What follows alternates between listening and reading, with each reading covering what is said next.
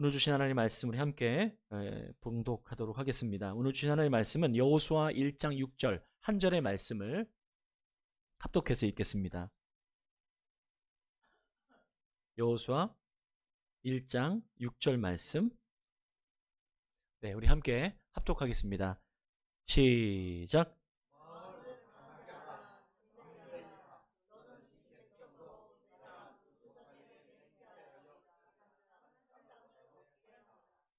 아멘. 네, 오늘 말씀의 제목은 강하고 담대하라 라고 하는 5년 후라고 하는 부제를 가지고 함께 말씀을 받도록 하겠습니다.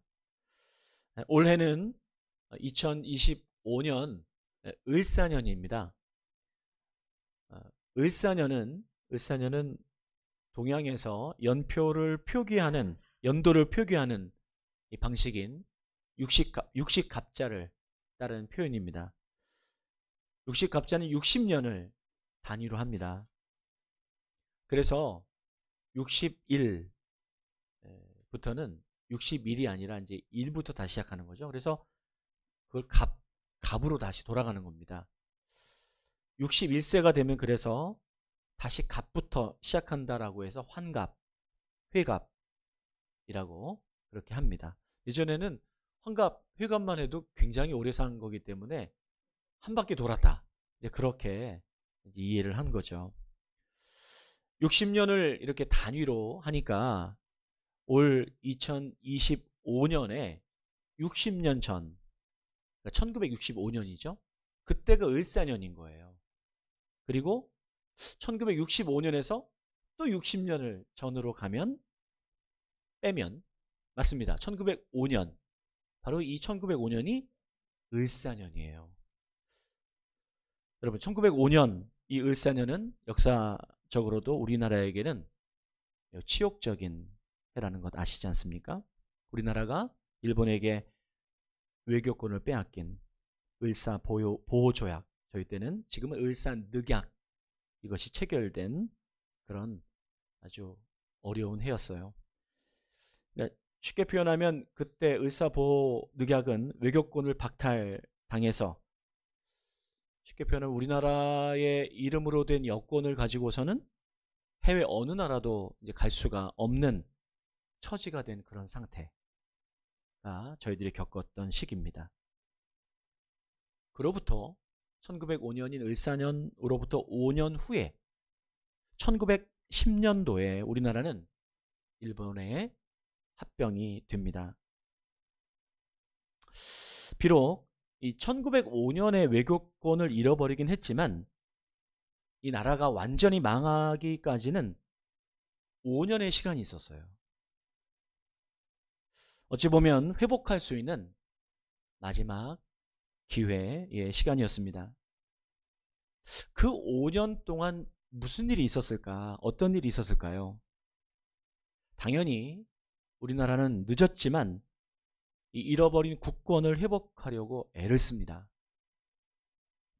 1907년도에 고종이 헤이그에 특사를 보내요. 그래서 이 우리나라의 이 억울함을 세계에 알리려고 했지만 그 뜻을 이루지 못합니다.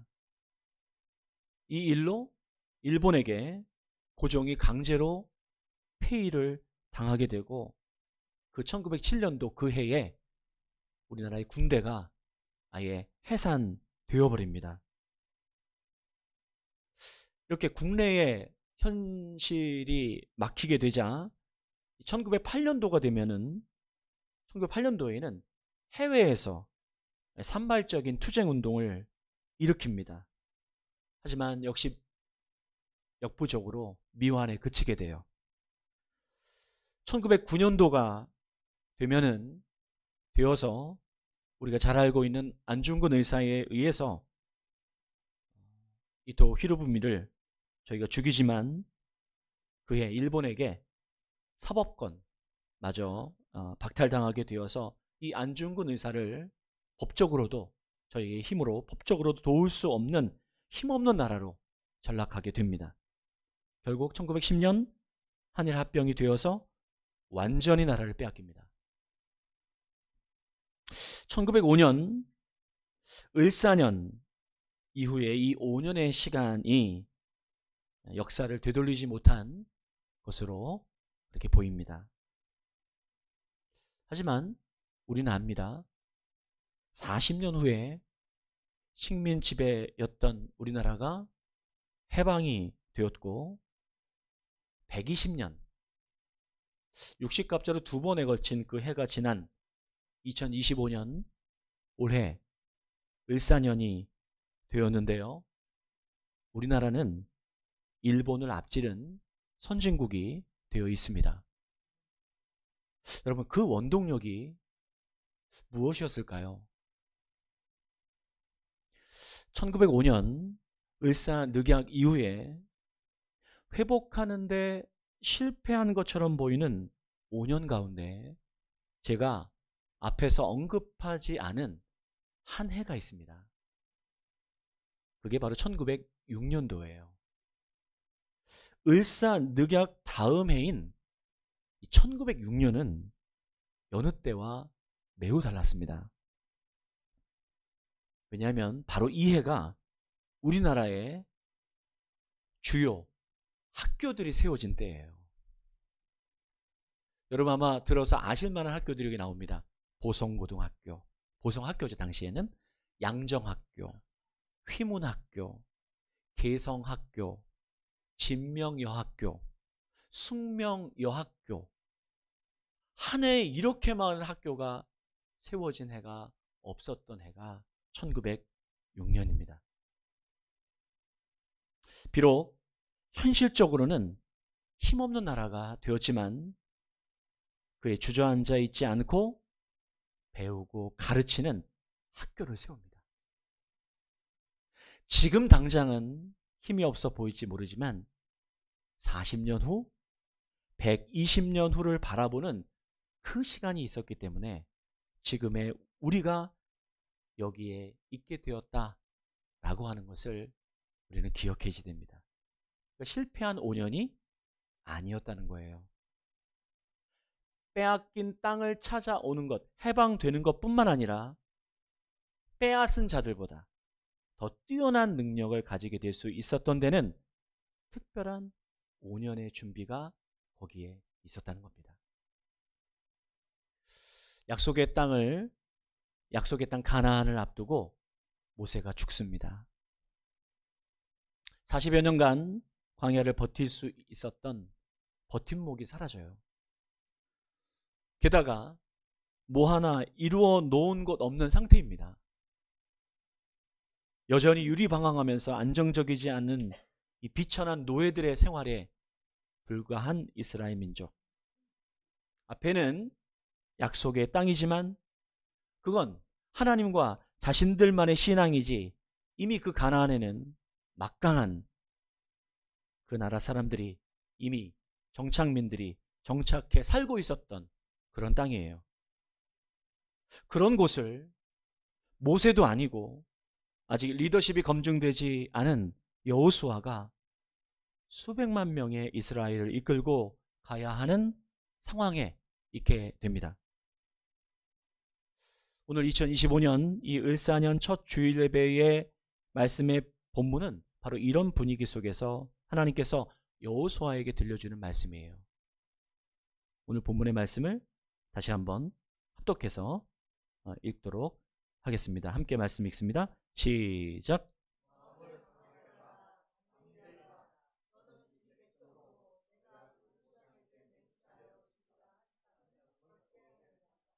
아멘.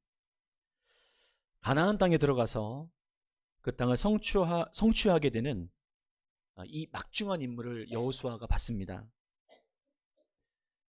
여호수아의 이러한 등장과 여러분 이 여호수아의 이름은 우리에게 좀 낯설진 않아요.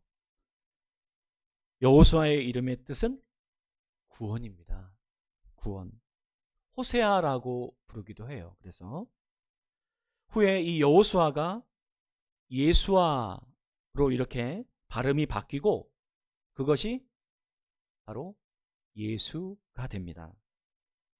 우리의 구원자 되시는 예수 그리스도의 의미를 담고 있는 사람이 바로 여호수아입니다.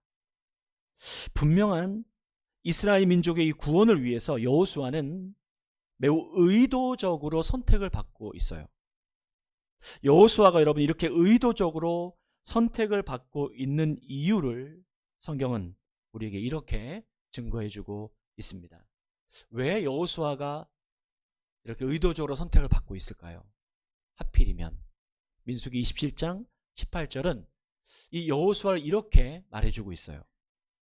함께 말씀 읽어볼까요? 함께 읽습니다. 네, 제가 읽어드리겠습니다.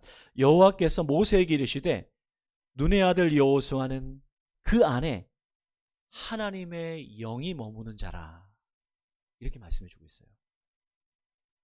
여호수아가 모세를 이은 후계자로 선택을 받게 된 이유는 하나입니다. 그것은 여호수아가 영의 사람이었다는 거예요. 여호수아가 물론 인간적으로도 물론 굉장히 뛰어난 사람입니다. 그는 굉장히 전쟁에 능한 장수였어요. 용기가 있었고 아주 성품적으로도 의리가 있는 그런 사람이었습니다. 지략도 상당히 뛰어난 것으로 보입니다. 하지만 하나님께서는 여호수아를 선택하신 이유를 그게 아니라 단 한 가지로 말씀하십니다. 그는 하나님의 영이 머무는 사람이었다. 입니다. 근데 이게 단지 여호수아만 그런 게 아니에요. 여호수아가 구원이라는 뜻을 갖고 있다는 걸 말씀드렸잖아요. 위기의 시대를 극복하고 영혼을 구원하는 일에 쓰임받는 사람들의 공통점이기도 합니다. 이게 기근의 시대를, 어려움의 시대를 구원한 사람들, 성경에 많은 인물이 나오지만 다 그런 사람들은 아니에요. 그런데 특별히 구원하는 일에 쓰임받은 사람들, 그 사람들에게는 하나님의 영이 있는 것이 기준입니다. 대표적인 사람이 있어요. 창세기에 보게 되면 그 사람이 바로 요셉입니다. 요셉을 창세기 41장 그 말씀을 보게 되면 요셉을 바로의 왕이 요셉을 보면서 이렇게 얘기를 합니다. 말씀을 읽어드릴게요. 이렇게 표현해요. 바로가 그의 신하들에게 이르되 이와 같이 하나님의 영에 감동된 이 사람을 우리가 어찌 찾을 수 있으리요.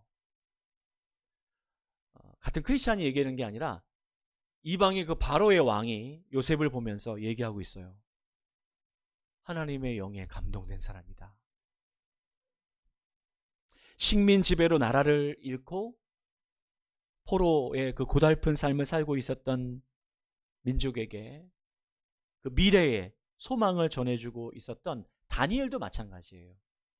다니엘이 우리의 그 포로 시기 속에 있었던 그 과정과 비슷한 그런 삶을 살았죠. 그런데 그 상황 속에서 다니엘이 구원의 소망을 이야기합니다. 그 미래를 얘기해 주잖아요.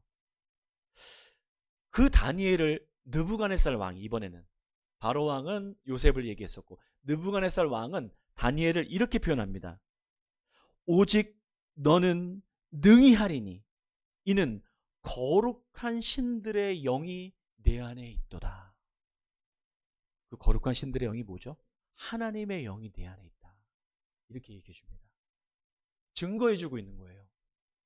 뭐 다른 게 뛰어나다 어쩌다 얘기해 주는 게 아니에요. 하나님의 영이 내 안에 있다. 이렇게 증거해 주고 있는 것이죠. 맞습니다. 여러분, 하나님의 영이 있는 사람들이 구원의 일에 쓰임 받게 되는 거예요. 민족을 구원하는 것도 한 영혼을 구원하는 것도 마찬가지입니다. 생명을 살리는 일이 구원이죠. 영혼을 살리는 일이 구원입니다. 그래서 구원하는 것보다 더 값진 일은 없어요. 이 구원을 이루는 것은 인간의 지혜나 사람의 능력이나 언변에 있지 않습니다. 구원은 철저히 하나님의 영으로에만 가능하다는 거예요. 그래서 도저히 구원받지 못할 영혼은 없습니다. 여러분, 우리 그렇게 생각하죠. 이 사람은 절대로 이 사람은 진짜 교회 평소에 안 나올 것 같은 사람처럼 보이는 분들이 있죠. 누가 딱 떠오르지 않습니까? 예, 꼭 있을 거예요. 이 사람은 절대로 하나님 믿지 않을 거라고 생각하는 경우죠. 아닙니다. 하나님의 영이 있으면 가능합니다. 내게 능력 주시는 자 안에서 모든 것을 할 수 있다라고 할 때 그 능력이 하나님의 영이에요. 그 하나님의 영이 저와 여러분에게 충만하기를 소원합니다. 이 하나님의 영이 있는 사람들에게는 매우 중요한 특징이 있습니다. 우리는 그 특징을 이 여호수아를 통해서 발견할 수 있어요. 모세에 의해서 막중한 임무를 받은 이 여호수아에게 하나님께서 요구하시는 것이 그 특징이에요. 하나님께서는 여호수아에게 단 한 가지를 요구하십니다. 그럼 그게 뭘까요?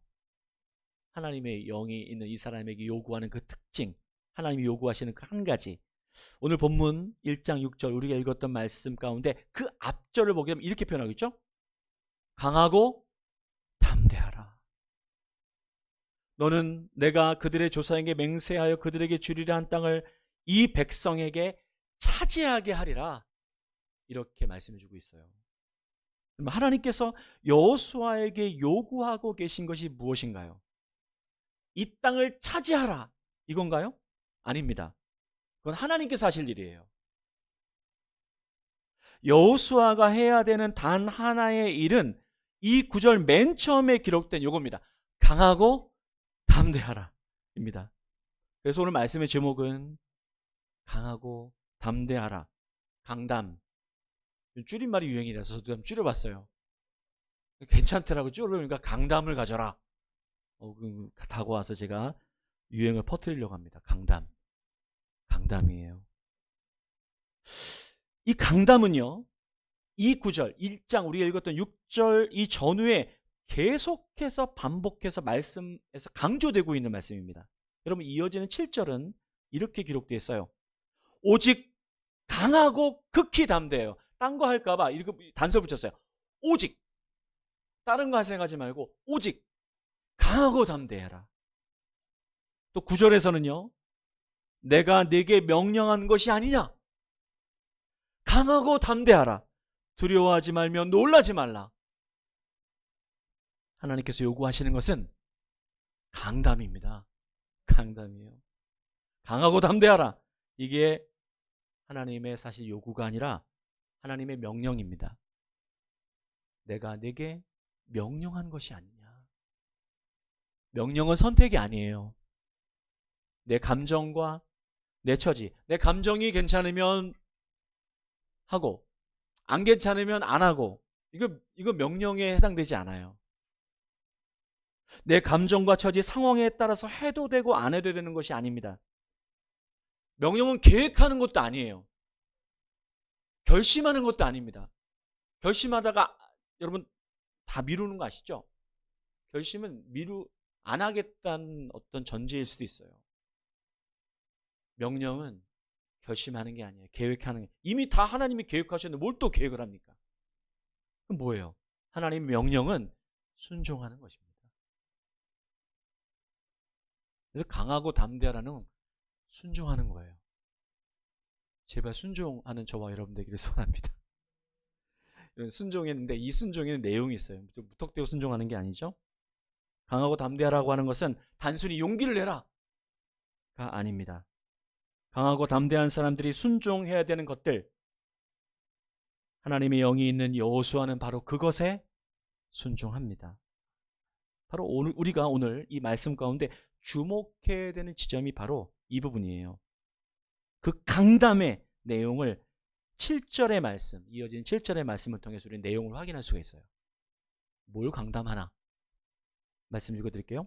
오직 강하고 극히 담대하여 나의 종 모세가 내게 명령한 그 율법을 다 지켜 행하고 우로나 좌로나 치우치지 말라. 그리하면 어디로 가든지 형통하리니. 잘 들으셨죠? 네. 강하고 담대한 사람들은 율법을 지키는 사람들이다 라는 겁니다. 곧 하나님의 말씀대로 살라는 거예요. 감정적으로 용기를 내라는 의미를 넘어서죠. 하나님의 말씀대로 사는 사람이 강담 있는 사람이라는 거예요. 지금 가나안 땅을 앞두고 있는 상태에서는요, 이건 매우 비현실적인 권면처럼 들립니다.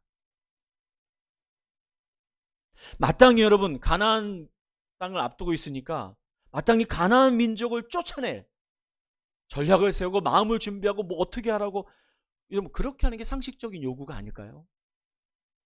하지만 하나님의 영이 있는 사람은 압니다. 전쟁은 하나님께 속하여 있다는 것을 알아요.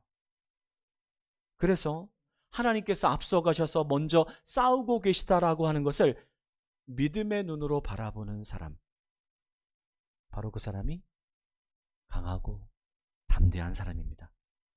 하나님의 영이 있는 사람이에요. 모세가 죽은 뒤에 여호수아는 준비합니다. 그의 준비는 몇 년에 걸쳐서 지속됩니다. 하나님의 말씀대로 사는 준비예요. 그것을 이어지는 8절의 그 말씀은 좀 더 상세하게 우리에게 이렇게 표현해 주고 있어요. 이 율법책을 내 입에서 떠나지 말게 하며 주야로 그것을 묵상하여 그 안에 기록한 대로 다 지켜 행하라. 여러분, 제가 묻고 싶어요. 갑자기 원고에 없는 건데 생각이 났어요. 여러분, 전쟁을 하는 게 좋으세요? 말씀을 지켜 행하는 게 좋으세요? 솔직하게 답변해 주시면 좋겠습니다. 나가서 전쟁터에 나가서 싸우는 게 좋으세요? 말씀을 지켜 행하실래요? 점점 소리가 유도 질문이었습니다.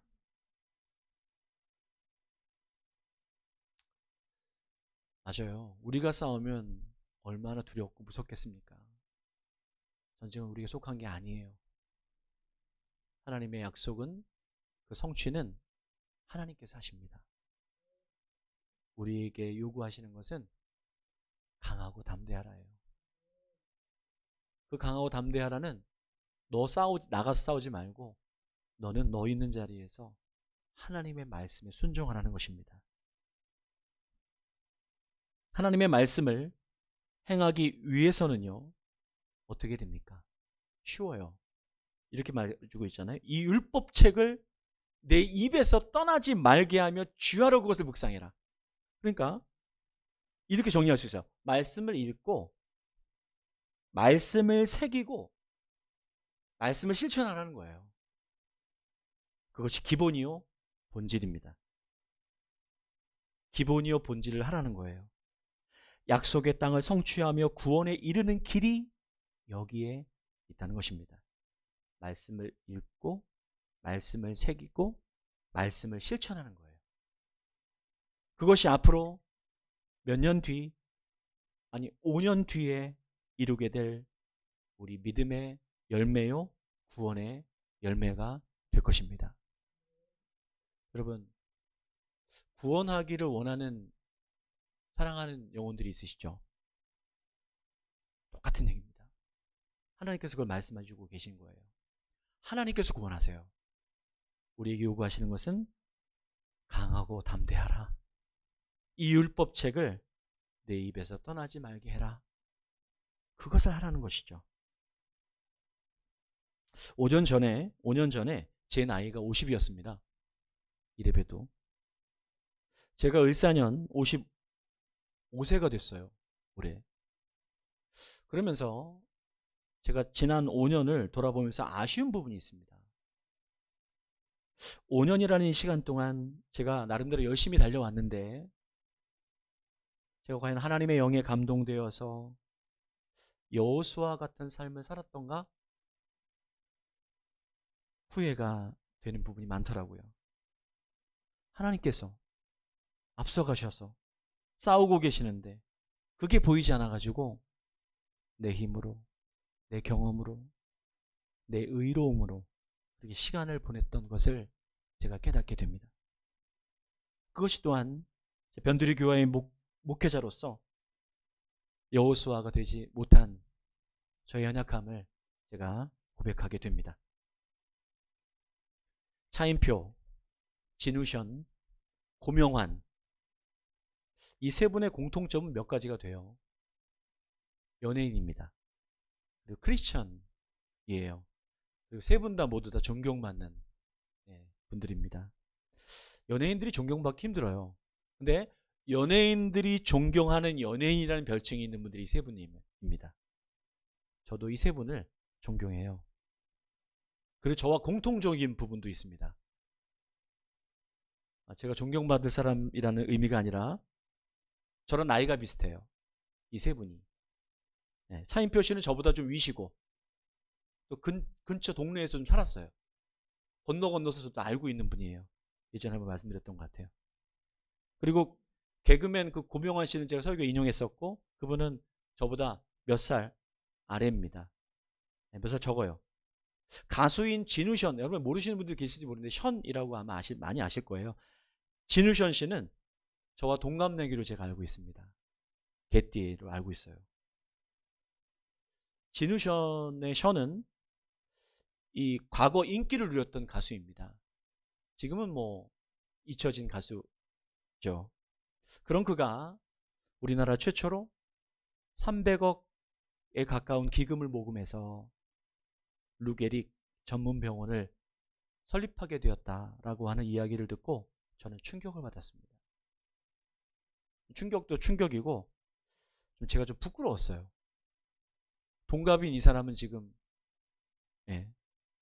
제가 그처럼 대단한 일을 못해서가 아니라 진우션이 그렇게 연애 활동과 여러 가지 많이 엄청나게 바쁘게 살던데 그 일을 하는 동안 저의 지난 5년은 어땠는지가 제가 떠올랐기 때문에 그렇습니다.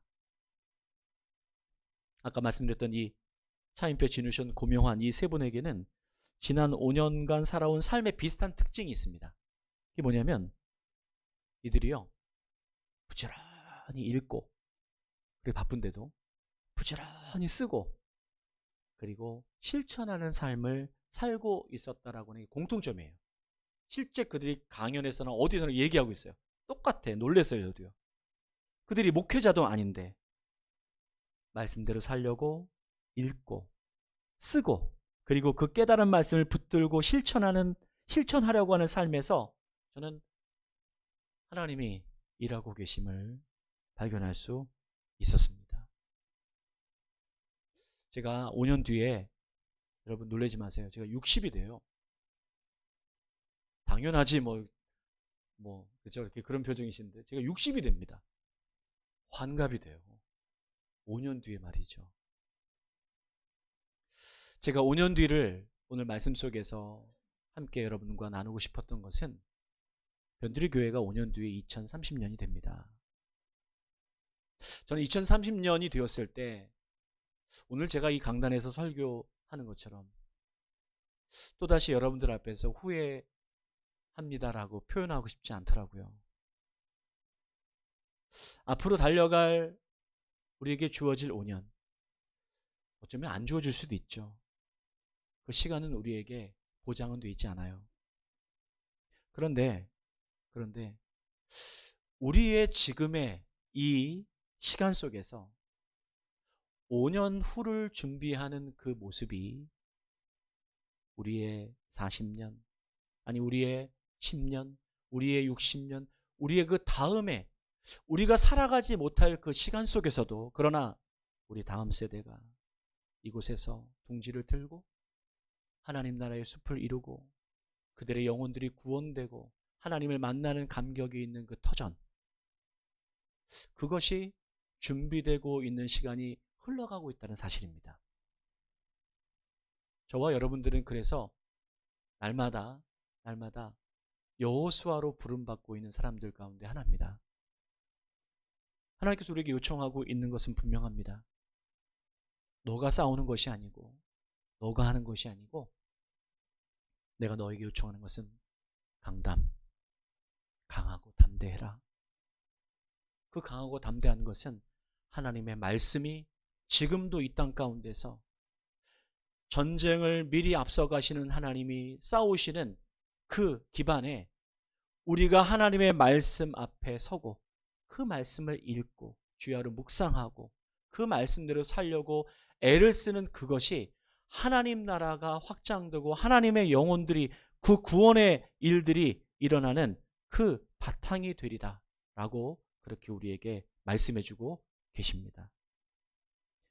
5 years, 또 이상한 말 만들어내가지고 뭐 하시려나 보다 생각했던 분들 계시죠? 맞아요.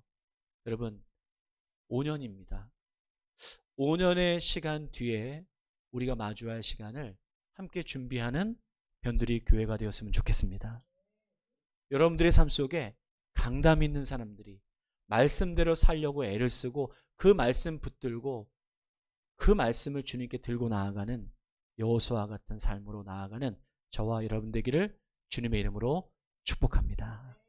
기도하겠습니다.